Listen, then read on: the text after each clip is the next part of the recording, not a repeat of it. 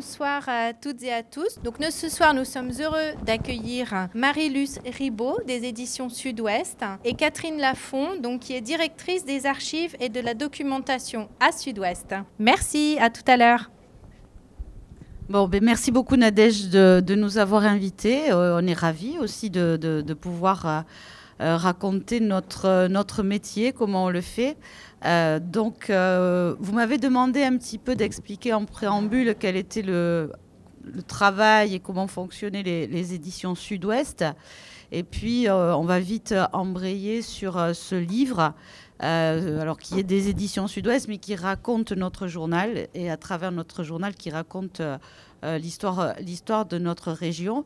Et je pense que, voilà, on y viendra après. Et si Cathy est venue ce soir, c'est parce qu'elle fait un travail depuis très longtemps du maintien de notre mémoire à Sud-Ouest. Et sans la mémoire, sans la protection de la mémoire, l'entretien de la mémoire, on ne sait plus qui on est, on ne sait pas trop où on va. Et je trouve que c'est important de montrer que aussi dans un média, l'histoire a une très très grande importance. Rapidement, moi je suis surtout d'abord journaliste, je suis rédactrice en chef des magazines à Sud-Ouest. Et il y a 2-3 ans, on m'a demandé de prendre aussi la direction des éditions Sud-Ouest. Je vais dire les choses telles qu'elles sont. Pourquoi ? Parce que l'économie du livre est très compliquée. Et on m'a demandé d'essayer de renouer avec des bénéfices, ce qui est difficile. Donc je voulais vous raconter un petit peu comment fonctionne aujourd'hui le livre. Aux éditions Sud-Ouest, cette année, on aura sorti 70 livres. Il y a 3 personnes qui travaillent.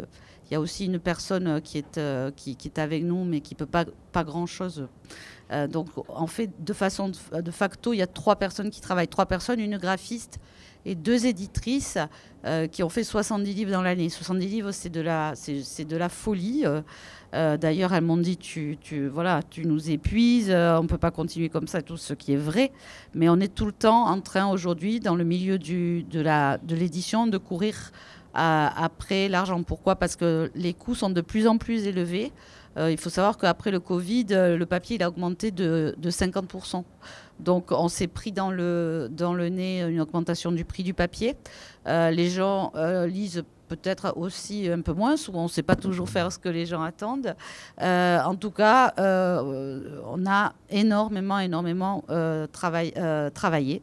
Mais on a fait aussi de très belles choses et on a fait aussi des livres qui nous ont procuré beaucoup de plaisir cette année. Je pense que vous, au-delà de celui-là qui va être l'objet de notre discussion, on vient de sortir à toute vitesse une biographie de Tony Estanguet. On a un journaliste à Pau qui le connaît depuis très longtemps, qui a fait vraiment en plus très très bien écrit un livre sur Tony Estanguet. On travaille beaucoup aux éditions Sud-Ouest. On n'est pas des faiseurs de littérature, loin de là. Mais par contre, on travaille beaucoup sur tout ce qui est la mise en valeur de notre patrimoine et beaucoup aussi sur la gastronomie. On a beaucoup de livres qui sont dans les musées. On fait beaucoup de collections sur les musées. On fait beaucoup de livres sur notre région, des guides. Et là, pour Noël, on a sorti 2 livres. Un qui s'appelle Sud-Ouest, le pêle-mêle amoureux, qui est un très grand livre, tout jaune, très pétaradant, très moderne, avec un intérieur qui est... je ne sais pas si vous connaissez les livres de François-Régis Gaudry sur la gastronomie, qui font un tabac. Nous, on a fait ça sur le Sud-Ouest. Vraiment un pêle-mêle amoureux qui raconte de façon très subjective pourquoi on aime cette région, à travers des histoires de personnages, des lieux. Voilà. Et on a aussi un très bel ouvrage dont on est fier, autour des beaux hôtels de la région Aquitaine, mais on n'a pas voulu faire, avec de magnifiques photos, mais on n'a pas voulu faire un livre... on a pris quelqu'un qui sait très très bien écrire et qui raconte l'âme des lieux. Et on pense que ça fait partie aussi de notre patrimoine, ces lieux ou de villégiature. Il raconte aussi souvent toute une histoire et vraiment c'est assez passionnant. Voilà, donc, et puis cette année, on a fêté donc les 80 ans de Sud-Ouest. Alors, au moment de faire un livre dessus, ça fait des années que chaque fois qu'on est à 70, 60, 50, ça, Cathy, tu vas pouvoir en parler parce qu'on en a fait, on se fait un livre, on fait un ouvrage. Et depuis des années, on a souvent fait retracer l'histoire de la région à travers ces décennies, de façon assez plate. Et puis moi, je me suis dit une chose, c'est que finalement, on s'intéressait très peu quand on raconte l'histoire quand on raconte l'histoire comme ça pour notre anniversaire, qui on est. Et pourtant, qui on est, un média aujourd'hui, il a besoin de savoir qui il est parce que je pense que la frontière deviennent très compliquée sur le journalisme. Donc, il y a à la fois de la concurrence à travers des personnes qui se revendiquent aujourd'hui pouvoir restituer de l'information, qui ne sont pas pour autant journalistes. Un journaliste, c'est quelqu'un qui vérifie l'information et qui a pour obligation d'aller chercher plusieurs sources pour avancer une information. On est concurrencé par ça, on est concurrencé par les fake news, on est concurrencé aussi par un certain mépris aujourd'hui vis-à-vis de la presse quotidienne régionale qui ne serait plus aussi intéressante. Donc face à tous ces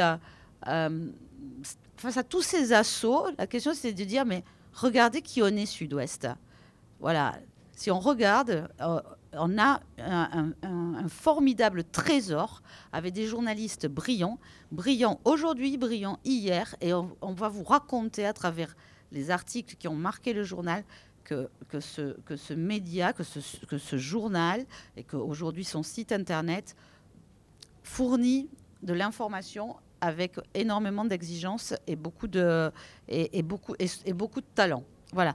Donc, Cathy, moi, je voudrais te poser une question parce que depuis très longtemps, tu es quand même donc la vestale de notre mémoire. Et comment, justement, tu travailles pour protéger toute cette information, pour faire en sorte qu'on puisse l'exhumer régulièrement pour pouvoir en parler. Et qu'est-ce que tu as fait depuis maintenant de nombreuses années que tu es là, pour régulièrement restituer l'histoire, la mémoire de notre titre? Bon, eh bien, bonsoir plutôt. Oui, donc je me présente quand même. Hein, donc, je suis Cathy Lafont, donc je dirige effectivement les archives depuis un certain temps. Et je suis également, comme Marie-Luce, journaliste. Alors, on ne fait pas exactement les mêmes choses, évidemment, mais tout le service documentation, en fait, est un service de journaliste et de documentaliste. Donc, on a un double métier. Ce qui veut dire qu'à la fois, on est dans la protection, comme dit Marie-Luce, en fait, on met en œuvre donc tout ce qui permet de... Voilà, donc une de nos missions est effectivement de préserver tout ce patrimoine colossal, puisque vous imaginez quand même que Sud-Ouest, depuis le 29 août 1944, c'est une vingtaine d'éditions tous les jours. On a été jusqu'à 25, enfin peut-être même plus 26, ouais. Puisqu'à un moment donné, on allait jusqu'au Tarn, on est remonté beaucoup plus haut vers la Bretagne. Donc c'est une masse colossale d'informations, une masse colossale d'articles, de photos aussi. Voilà, donc à un moment donné, il s'agit de voir comment on peut conserver tout ça. Donc il y a des moyens très classiques de microfilmage, de relure. Et on est passé évidemment à la numérisation. Et alors donc là, je vais quand même rendre un petit hommage parce que d'abord, moi je veux quand même rendre hommage à Marie-Luce parce que honnêtement, ce livre, quand elle m'a dit on va faire ça, j'y croyais pas du tout. Enfin, pas sur l'intérêt de la chose, hein, mais sur le timing, parce que ça s'est fait très très vite. Et on est quand même assez, contraints en effectif, parce qu'on a énormément de travail les uns les autres. Donc, et au final, évidemment, comme tout ce qu'elle dit, ça se fait, donc c'est très bien. Voilà, on a été associés évidemment à ce très beau résultat. Mais si on y est arrivé, c'est parce qu'on a fait à un moment donné numériser donc, toutes nos relures. Donc les relures de Sud-Ouest Édition Bordeaux, de 1944 à 2008, ont été entièrement reliées. Donc c'est un travail également colossal de numérisation qui a été fait, avec une ostérisation, c'est-à-dire qu'une fois que les pages étaient numérisées, on a passé un logiciel qui permet en fait de faire de la recherche plein texte. Donc c'est vraiment une base fantastique.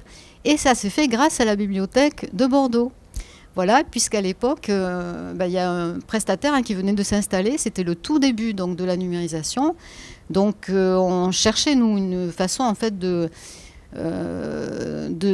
protéger, on va dire, pour l'avenir. Donc la numérisation démarrait. Donc on a vraiment été les premiers bêta-testeurs, on va dire, pour cette société qui s'appelle Arkenum, qui est quand même très connue sur la place des archivistes et de la numérisation.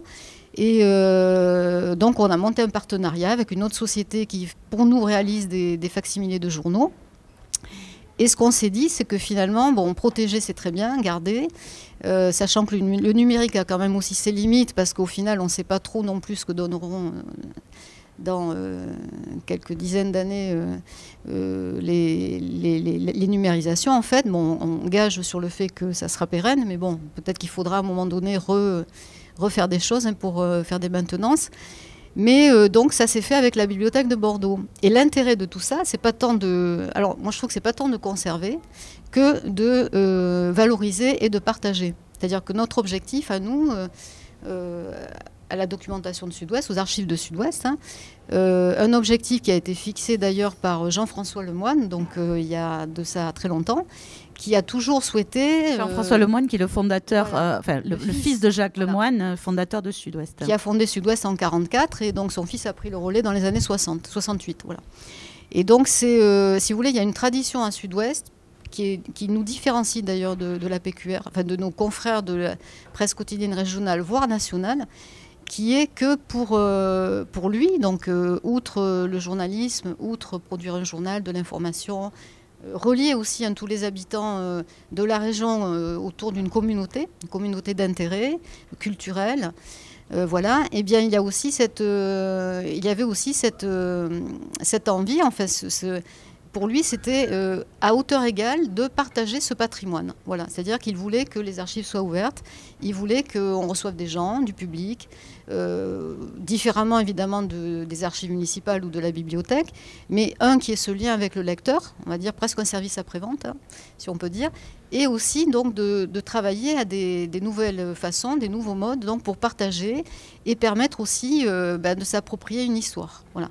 Donc moi, ce que je dirais, c'est que notre travail à nous, là, aujourd'hui, à Sud-Ouest, à la documentation archive, c'est de valoriser donc tout ce patrimoine et de façon à le mettre en valeur sur le site internet. Donc je ne sais pas si vous connaissez le site internet et si vous avez eu l'occasion de le découvrir. Donc il y a une rubrique qui est la rubrique archive, c'est une verticale, on appelle ça des verticales, nos rubriques thématiques, et qui tous les jours, donc il y a des articles qui sont publiés et qui en fait sont des rétrospectives, sont des portfolios. On fait beaucoup de formats avec nos photos anciennes parce qu'on a un énorme fonds de photos qui remonte à la Petite Gironde, c'est-à-dire aux années 30, avant Sud-Ouest.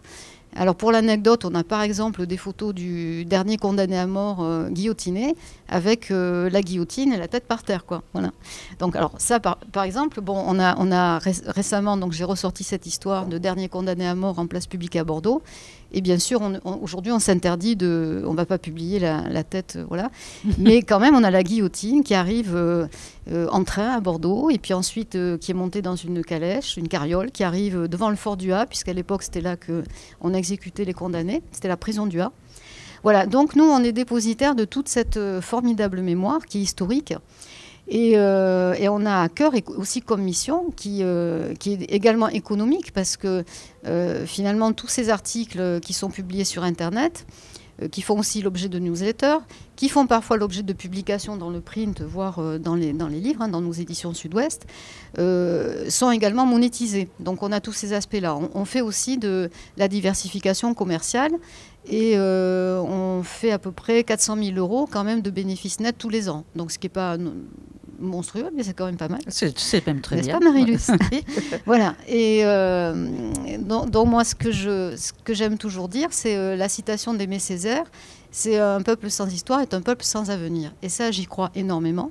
Voilà. Et donc ça, presque devant le frontispice de Sud-Ouest, encore plus du service doc archive, je pense que ça devrait être gravé. Et dans ce rôle de mémoire et de partage de l'histoire, les journaux, ils ont, comme dit Marie-Luce, une place incontournable qui est peut-être un peu menacé, mais quand on se rend compte, franchement, moi j'ai été, chaque fois je suis épatée, parce que tout en connaissant quand même plutôt bien le fond, à force de le travailler, d'exhumer des pépites, de sortir des choses, voilà, je vous parlais de le guillotiné là, mais constamment on découvre des choses assez extraordinaires, dont certaines sont dans ce livre-là. Donc vraiment, je vous recommande de le lire, parce que c'est toute notre histoire de la région, mais aussi du monde, parce que les journalistes de Sud-Ouest partaient en reportage à l'étranger. Enfin, il y a des scoops obtenus à l'étranger. Dans les années 74, on a été, je pense, un des premiers journaux à lancer l'alerte écologique. Alors ça j'ai été la première surprise. Et c'est en fouillant, là, Fabien Pont, qui a réalisé le bouquin, là, il était chez nous, et puis il me dit, viens voir et tout. Et il tombe sur... il y a eu toute une série d'articles en 74. Donc je ne sais pas si vous vous rappelez, mais c'est un peu les années de prise de conscience, quand même, de la pollution par les plastiques. Donc on découvrait que tout arrivait là d'Espagne. Et puis après, il y a eu plus tard la catastrophe de Bhopal, etc. Donc c'est vraiment dans ces années-là que les choses ont commencé un peu à se dire, à se dénoncer, à se découvrir. Et bien Sud-Ouest avait fait toute une série vraiment très ambitieuse. C'était en 74, voilà. Je l'avais marqué, donc c'était dans une actualité dans Sud-Ouest Dimanche, une série. C'est « Et si la pollution changeait le climat sur Terre ?» Un collègue qui s'appelait à l'époque Paul Dreyfus, le 3 février 74, on était des bébés, nous. Et il y avait effectivement un article, notamment sur les pollutions de l'Atlantique. C'était stupéfiant. C'est ça. Et ils avaient fait toute une série après, parce que du coup, tous les déchets qui étaient balancés à la Corogne, on faisait pareil chez nous, je ne critique pas les Espagnols, mais enfin avec les courants, tout arrivait sur nos côtes. Donc les plages étaient envahies, mais vraiment c'était monstrueux. Donc Sud-Ouest avait mené campagne en fait pour soutenir le gouvernement français dans sa demande à l'Espagne de réguler déjà chez eux ce qui se passait, et éventuellement d'obtenir une aide pour nettoyer ces fameuses plages. Voilà, donc tout ça, c'est quand même assez étonnant. Et ce livre qu'on a fait, et qui, là où ça nous a surpris, en tout cas peut-être toi moins, Cathy, parce que tu as le nez dedans depuis toujours, c'est que on avait un journal qui naît en 1944, donc... pour rappel, 28 août 1944, libération de Bordeaux. Le lendemain, 76 000 exemplaires tirés de Sud-Ouest. Premier numéro de Sud-Ouest, c'est une page recto qui est affichée là-bas, avec un éditorial de Jacques Lemoine, qui fonde le journal sur les cendres de la petite Gironde, qui a été le journal... collaborationniste.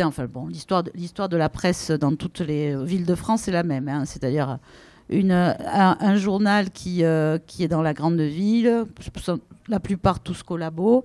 Et puis après, il y a des résistants qui sont plutôt... parce que Jacques Lemoine était journaliste déjà.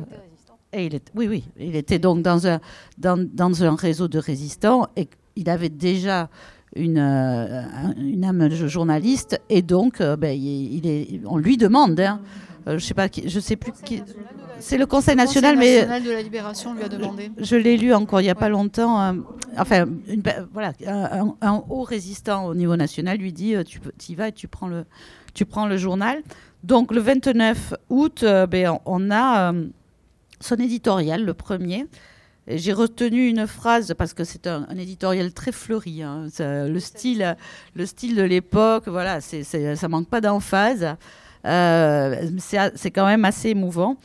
Et pour revenir à notre métier, il dit « Mais aujourd'hui, à l'instant où pour la première fois depuis 4 ans, il est à nouveau possible de parler librement, au moment où personnellement nous reprenons une place dont nous avons eu l'honneur d'être chassés par l'ennemi, qu'on nous permette de n'avoir de première pensée que pour notre pays, de ne parler que de lui, de ne parler qu'à lui seul. » Donc en fait, je dirais que cette phrase, qui est le deuxième paragraphe de son éditorial, est la phrase qui parle de l'expression libre revenue, et qui va faire dérouler après... 80 ans de journalisme, puisqu'on y est, on est encore là. Et ce qu'on ressent quand on voit les périodes, c'est qu'on est un journal, mais quasi national. C'est étonnant au départ. Les titres de une sont très tournés. On est très fiers d'être à Sud-Ouest. Ouais, très tournés sur l'international. On a des collègues qui sont dans les années fin des années 40, début des années toutes les années 50, toutes les années 60. Ils sont tous tout le temps par monts et par vaux au Pakistan, en Israël, en Éthiopie. Donc on est un journal avec des journalistes qui voyagent bien plus qu'aujourd'hui. Bon, alors évidemment, la période est faste. On a beaucoup d'argent, les gens nous lisent, le papier se vend. C'est évidemment une autre époque. Mais c'est assez fascinant de voir que ce journal de presse quotidienne régionale, alors nous, on a été biberonnés, Cathy et moi, avec un héritage exigeant. On savait, quand on est rentré à Sud-Ouest, on nous a dit le journalisme à Sud-Ouest, c'est pas le journalisme de n'importe où. Les autres n'ont pas l'exigence que vous avez à Sud-Ouest. Et c'est vrai. On a toujours eu une formation de nos pairs excessivement forte, exigeante, à la fois sur l'essence du métier, l'information, mais aussi sur la façon de rendre, d'écrire l'écriture. On a toujours eu des plus âgés que nous. Et moi, je le fais avec les jeunes collègues, à relire les papiers, les critiquer, à dire, voilà, ça c'est bien. Là, tu m'énerves avec tes adjectifs à tout bout de champ qui n'ont aucun intérêt. Le verbe doit être précis. Le verbe, ce sont des verbes, c'est des verbes qui doivent être des verbes d'action. Le être et le avoir, tu l'envoies. Tout ça, je l'ai entendu, je l'ai appris. Et nos journalistes ont toujours été biberonnés à ça. Mais on voit à quel point, très sincèrement, il y avait beaucoup d'exigences dans le journal. Et c'est pour ça que ce livre, vous allez lire des perles, quoi. Vraiment des perles d'écriture. Tu es d'accord ? Non seulement je suis d'accord, mais non. Alors c'est un hommage aux plumes de Sud-Ouest aussi, voilà. Ouais. Et puis oui, c'est ça, la façon dont Sud-Ouest était engagé, pas seulement sur ces territoires régionaux. Aujourd'hui, c'est plus difficile, comme on l'a souligné. Et puis c'est vrai qu'avec avec le numérique, l'internet, les agences de presse, etc., on a tendance à moins aller sur le terrain, je pense. On a moins de moyens aussi. On a moins de moyens et quelque part c'est bien dommage parce que on voit quand même la différence entre, on la voit très nettement. Alors peut-être pas à travers le livre, mais moi je vois très bien quand on se replonge dans les années 70-80. Là, je viens de découvrir un reportage de Jean-François Mézergue, qui a été une plume de Sud-Ouest, qui était journaliste sportif, mais qui a été aussi grand reporter, et qui était allé en Éthiopie quand il y avait eu la grande famine au début des années 80. Et on voit très bien entre le traitement de Sud-Ouest, qui reprend l'AFP quand même pour parler de la famine, qui décrit le truc et tout, et son reportage à lui. L'AFP, je ne sais pas si vous savez, Agence France Presse. Voilà. Où il s'immerge à Boko Haram, qui d'ailleurs depuis s'est fait sinistrement connaître. Mais donc où on découvre avec lui les camps des réfugiés, la façon dont ils vivent, Médecins sans frontières, avec qui l'avait suivi. Et c'est un reportage qui fait, alors ça aussi ça fait rêver aujourd'hui quand on a des formats où on vous demande 3000 signes, 4000 signes, 4500, 6000, c'est la lune. Des pages entières d'un format qui était à l'époque beaucoup plus grand qu'aujourd'hui. Donc des reportages, 3 volets de vrais reportages et où on rencontre par leur intermédiaire des gens. Donc ça, c'est vrai que c'est un trésor et qui est quand même alimenté encore aujourd'hui parce que produit Sud-Ouest, mais bien qui est sûr. quand même différent. Oui, voilà. Mais c'est vrai que donc on est beaucoup à l'international. Alors après, on a, comme disait Cathy, des éditions dans tous les départements. Donc il y a des agences à chaque fois avec des journalistes qui écrivent sur leur zone. Il y a un réseau de correspondants à l'époque. Le correspondant n'étant pas un journaliste, mais une personne d'un village ou d'une toute petite ville qui est intégrée dans sa commune et qui envoie l'actualité de ces petits villages. Tout ça, c'est un maillage qui est colossal, qui existe encore. Hein. On a moins de correspondants aujourd'hui, mais on en a encore beaucoup. Mais on avait jusqu'à... je ne sais pas si on avait... 300 actuellement, c'est ça? On en a 300 aujourd'hui. Oui, peut-être. Je ne sais pas. Mais je crois qu'on en avait plus de... Je sais pas. Facile, plus de 1000, je crois. Donc, et donc c'est un maillage jusqu'au plus petit, jusqu'au territoire. Donc, l'histoire montre à quel point on est à la fois dans le local et dans le global. Alors, pourquoi aussi on a toujours été fiers à Sud-Ouest ça, c'est parce qu'on misait beaucoup quand même sur les journalistes. On a eu trois prix Albert Londres. Le prix Albert Londres, c'est le prix Nobel des journalistes. Hein. Donc, on a eu Jean-Claude Guibault, peut-être qui parle dans vos oreilles, qui était ensuite un éditorialiste au Nouvel Obs, qui a écrit beaucoup de livres, qui a d'abord été journaliste à Sud-Ouest et qui était parti au moment de la guerre entre le Pakistan et l'Inde et qui avait obtenu le prix Albert Londres à cette époque-là. Puis on a eu Pierre Veilleté, qui était aussi un personnage qui était aussi écrivain, qui lui avait couvert l'agonie de Franco en 1975. Vous retrouverez tous les papiers. Et puis pour finir, c'est la chute du mur de Berlin avec Yves Arté, qui est notre dernier prix Albert Londres. Donc, 3 reportages internationaux quand même. 3 reportages internationaux, c'est vrai. Mais bon, à cette époque, je pense qu'on avait tendance plutôt à donner à l'international. C'est vrai que maintenant, le prix Albert Londres s'aperçoit aussi que le grand reportage peut être en bas des tours de Marseille. Et c'est ce qui s'est passé il y a quelques années où un journaliste de la Marseillaise avait été primé du prix Albert Londres, parce qu'on voyait que finalement, sortir de l'info aussi au pied des tours de Marseille, ça peut être aussi dur que de le sortir du fin fond du bout du monde en Iran. Voilà. Donc, justement, il y a et ce livre, ce travail d'exhumer toute cette histoire, elle montre aussi notre région. Donc, il y avait eu aussi beaucoup de travaux aussi sur les faits divers dans les archives, Cathy. Et ça, c'est quelque chose de... Voilà, le fait divers, c'est dans la presse quotidienne régionale. Si c'est bien traité, c'est aussi très passionnant.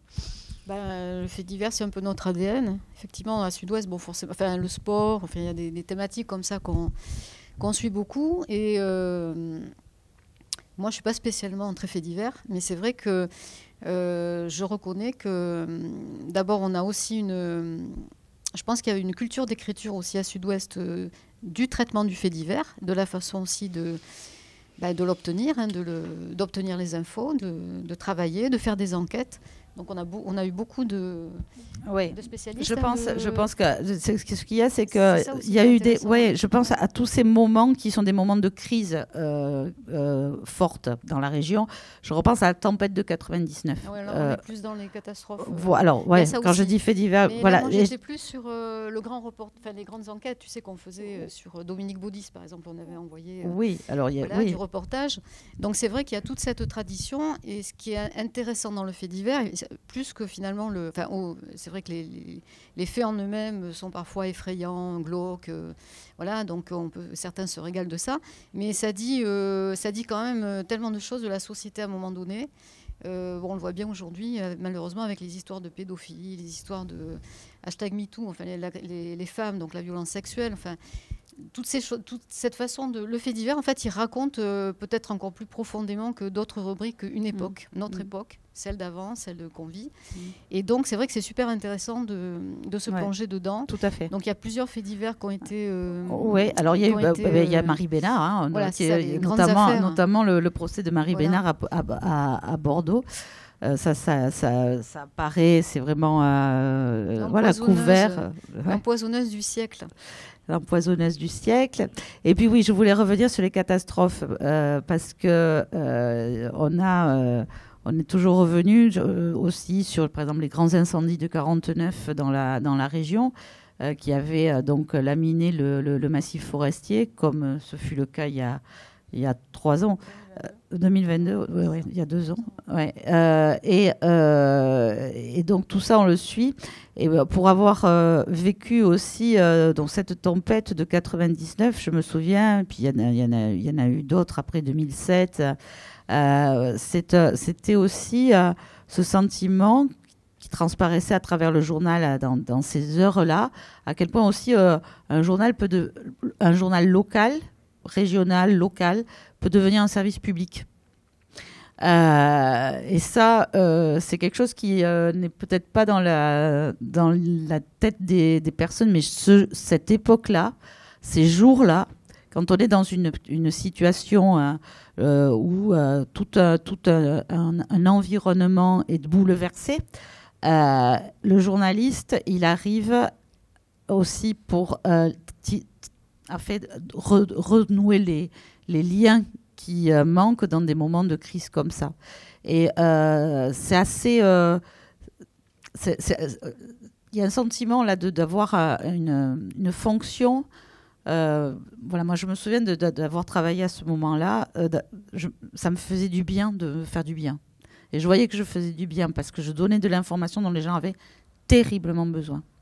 Et donc ça, c'est aussi une part du journalisme qui voilà, on a mis quelques articles de cette époque-là qui montrent aussi cette dimension importante du métier, je crois. Oui, tu as raison. Et c'est l'aspect un journaliste de solidarité aussi, c'est-à-dire travailler à recréer aussi du lien entre les habitants, entre les victimes de grandes catastrophes. Et le premier, en fait, c'est ces incendies de 49, où effectivement on a découvert des éditos, celui de Jacques Lemoine qui s'est retrouvé lui-même encerclé par les flammes. Il était en week-end dans sa maison de campagne en Lot-et-Garonne. En Lot-et-Garonne, et j'imagine. Il a été Et donc il a fait un édito mais hyper émouvant dans lequel justement il y a cette histoire de solidarité et où il appelle en fait les habitants de la région finalement à se serrer les coudes. À se serrer les coudes, voilà. Et puis, suite à ça, évidemment, Sud-Ouest a créé une boîte postale. Enfin, aussi, il y a la fonction, qui existe encore aujourd'hui, puisque Sud-Ouest a une association qui s'appelle Sud-Ouest Solidarité et qui fonctionne très, très bien et qui vient en secours pour les victimes de la guerre en Ukraine. Enfin, dès qu'il y a quelque part une catastrophe, c'est généralement Sud-Ouest Solidarité sur le pont avec Sud-Ouest qui le soutient. Et donc, il y a également quelque chose qui est très particulier, c'est qu'à l'époque, les gens, ils n'avaient pas de téléphone, évidemment. Enfin, c'était les années... Donc, le journal, lui, avait des téléphones. Et donc, les gens pouvaient venir. On invitait les gens à venir, en fait, pour téléphoner, prendre des nouvelles, etc. Et un autre aussi exemple de ce type, alors là, c'est différent parce que c'est les premiers pas de l'homme sur la Lune. Donc là, pareil, il y avait encore très peu de télé. Beaucoup de gens achetaient la télé pour cet événement-là, mais il y en avait encore très peu, c'était très cher et peu répandu. Et bien, Sud-Ouest, en fait, avait installé... on a toujours été pionniers. Avait installé dans sa cour d'honneur, puisqu'à l'époque, on était à l'hôtel Cheveux Russes, donc avait installé des grands postes de télévision. Alors, comme aujourd'hui, vous voyez les grands écrans, là, donc à l'époque, c'était ça. Donc, il y avait, je crois, 2 ou 3 grands postes de télévision. Et on avait donc communiqué en invitant les gens à venir. Donc ça s'était fait aussi dans les agences départementales. Et donc il fallait imaginer qu'à l'époque, donc les braves gens du coin, certains étaient arrivés c'était la nuit, donc arrivaient en peignoir avec les chaussons et tout. Mais on a des photos de ça. Et donc c'était posté devant les grandes télévisions là, pour suivre l'événement. Et donc le lendemain, Sud-Ouest, évidemment... il y a cette espèce de double jeu, puisqu'à la fois on est journaliste, on est également spectateur, et donc on parle des gens qui sont venus pour regarder, avec des noms où on fait parler les gens et tout, et c'est fantastique, quoi. Ouais, voilà. C'est génial, je ne savais pas ça. Si. Bah alors ça, c'est pas dans le... Non, bon, il y aurait eu tellement de choses. Voilà. Et effectivement, il y a beaucoup de... Voilà, c'est pas que les histoires sombres hein, qu'on raconte, c'est aussi... Il y a beaucoup de bonheur aussi. Il y a aussi beaucoup de bonheur. Beaucoup de sujets autour du sport, enfin, ce qui fait aussi l'identité de Sud-Ouest. Hein. Il y a beaucoup de choses autour du rugby. Voilà, on a vraiment aussi des moments assez joyeux. Voilà, donc oui. Et puis après, ce qu'on a retranscrit aussi à travers ce livre, c'est aussi la culture qu'on a dans ce journal autour de l'illustration, du dessin de presse. Alors, tu as raison, l'illustration et le dessin de presse. Alors, je commencerai peut-être par le dessin de presse. À Sud-Ouest, on est les premiers d'abord à avoir... le petit Nicolas. Oui, c'est Sampé. Ouais, à avoir eu Sampé, merci. Ouais. À avoir eu Sampé qui a signé dans Sud-Ouest. C'est le premier dans Sud-Ouest, le petit Nicolas, ouais. Voilà, le petit Nicolas est né dans Sud-Ouest. Et le premier endroit où Sampé a publié, c'était donc à Sud-Ouest. Et puis après, on a eu aussi Ituria, je pense que peut-être que ça vous parle, qui était un basque, comme son nom l'indique, et qui pendant des années aussi a eu il était très réputé, très reconnu pour son œil, son trait qui était vraiment brillant. J'ai des souvenirs de dessins sur Raffarin qui étaient absolument formidables. Bon, voilà, il a été très bon. Et aujourd'hui, on a aussi Rodolphe Urbs. Voilà, on les a mis tous les trois dans ce livre. Rodolphe, il est formidable. Moi, je ris tous les matins. Il est aussi maintenant, il dessine aussi pour Le Monde et pour Le Canard enchaîné et pour Charlie Hebdo. Voilà, donc, c'est notre dessinateur de presse de tous les jours. Donc ça aussi, on est quand même assez fiers. Et donc oui, il y a aussi, effectivement, dans un journal, il y a des textes et il y a des photos. Et on a aussi un gros fond autour de la photo dont tu t'occupes aussi. Voilà, des millions de photos. Voilà, tout simplement. Donc peut-être qu'on n'a pas assez rendu hommage d'ailleurs à la photo parce que c'est quand même assez particulier. Parce que du coup, moi... justement, quand je suis tombée sur ce reportage sur l'Éthiopie, à l'époque, il avait été accompagné d'un photographe qui avait fait des photos magnifiques qui ont été primées. Et régulièrement, comme ça, on avait cette culture aussi de grands reportages, texte et images, et qui en soi, tout le monde a en tête des photos de la famine au Biafra ou la guerre au Vietnam, ces grandes photos là qui marquent quand même bien l'imaginaire. Sud-Ouest est aussi dans cette tradition-là. Oui. Voilà. Et c'est vrai qu'on aurait pu peut-être ouais. mieux mettre parce qu'en fait, on a vraiment plus mis en valeur l'écrit et au travers de l'écrit mais ça fera l'objet de futures publications. Mais oui, à savoir qu'on avait en PQ, on avait l'un des peut-être même le plus gros pool de photographes. Alors peut-être moins maintenant, mais il y en avait au moins 2 dans chaque département, ce qui est quand même pas rien, hein. Au moins 2. Et il y en avait une quinzaine à Bordeaux. Donc aujourd'hui, avec le traitement, le papier, la pagination, peut-être que la photo, et puis on fait nous-mêmes nos photos, les journalistes, de plus en plus, c'est peut-être moins important, mais il y avait quand même une culture aussi de chaque fois de reportage photo important. Voilà, j'ai des souvenirs de pollution, par exemple, en Espagne, suite à un bateau qui s'était Philippe Taris, qui s'était échoué, qui avait été revenu avec des photos incroyables. Vraiment, on donnait beaucoup d'espace à la photo. Oui, donc du coup, nous, on a des millions pas parler de photos numérisées, c'est énorme. Voilà, avec donc tout un fond aussi qui a été numérisé, très ancien. Donc je l'évoquais tout à l'heure rapidement, là, mais c'est Ce sont ces fameuses photos là, de la Petite Gironde. Hein. Donc là, on est vraiment dans du ultra patrimonial, ultra historique, avec par exemple Winston Churchill qui débarque à l'aéroport de Mérignac, De Gaulle aussi d'ailleurs, qui descend de son avion. Voilà, donc c'est tous ces grands moments là qui vraiment, on est dans la grande histoire là, pour le coup.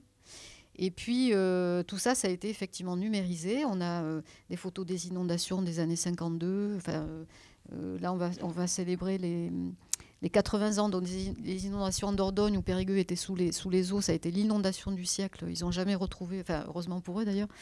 Voilà, donc avec des images complètement hallucinantes. Hein, vous voyez On a aussi pas mal de photos aériennes, de vues aériennes, parce que Sud-Ouest a aussi utilisé beaucoup... donc quand je dis qu'on était pionniers, je le pense sincèrement. C'est-à-dire que sur tous les fronts des innovations donc, technologiques, quand je regarde en arrière, je me dis finalement, on était là et souvent avant tout le monde. Voilà. Et donc il y avait des photos, des vues aériennes. On a des vues aériennes donc de la région, sous les eaux ou sous la neige. Par exemple, les grands froids là, de 56. Hein. Il fallait quand même le faire à l'époque. Hein. C'était en 56, quoi. C'était pas... Et les inondations de Périgueux, on est juste dans l'après-guerre. Hein. Voilà. Et alors, après, bon, je suis dessus parce on sort justement des archives là, pour le week-end prochain avec l'agence de la Dordogne. Donc, on a fait un article avec des photos et tout. Et justement, on revient à ce qu'on disait tout à l'heure, c'est-à-dire qu'en relisant les articles de l'époque, on se rend compte que Sud-Ouest avait été un peu l'intermédiaire pour créer justement des centres d'accueil pour que les gens puissent avoir un toit et puissent manger. Parce que déjà à l'époque, on avait du mal à manger parce que c'était encore les tickets de ravitaillement. On avait du mal à se chauffer parce que à l'époque, on se chauffait au bois. Donc il fallait faire venir... voilà. Et pareil pour se nourrir. Et donc Sud-Ouest avait été également l'intermédiaire donc pour faciliter en fait ces mises en forme de solidarité et d'accueil. Donc ça, c'est aussi très curieux et très, très émouvant aussi à redécouvrir quand on se plonge dans tout ça. Ouais. Voilà, dans tous ces phénoménales. Donc alors, si vous allez sur le site de Sud-Ouest, hein, vous cherchez Archives Sud-Ouest, ou même sur Google, et vous tombez donc sur cette rubrique avec, du coup je fais ma pub, hein, avec un petit moteur de recherche qui est fantastique, hein, qui vous permet de chercher dans toutes les archives de Sud-Ouest depuis 1944, les pages PDF, les photos, voilà. Et ça marche vraiment très très bien, voilà. Plus des articles qui vont vous raconter ce qui est de ce livre, hein, d'ailleurs, puisqu'on a créé une rubrique 80 ans aussi, où on a mis en lumière certains articles et puis bien d'autres. Voilà, donc je vous incite à y aller. Et à voyager dans le temps. Ouais, et de s'abonner aussi à la newsletter des archives. Oui, oui. Ouais. Donc, il y a la une consultation, newsletter qui vous c'est 2 fois par semaine. 2 fois par semaine. Le dimanche et le mardi. Voilà, donc pour le moteur de recherche, c'est gratuit. Donc vous cherchez tout ce que vous voulez. Et puis si vraiment, tout d'un coup, vous tombez sur un truc, vous ne pouvez pas vous en passer, là, il faut être abonné quand même. C'est-à-dire qu'on ne peut pas télécharger gratuitement. Mais l'abonnement numérique à Sud-Ouest vous permet donc d'utiliser justement, alors là, autant que vous voulez, ces archives. Voilà. Eh bien, merci beaucoup aussi. Merci.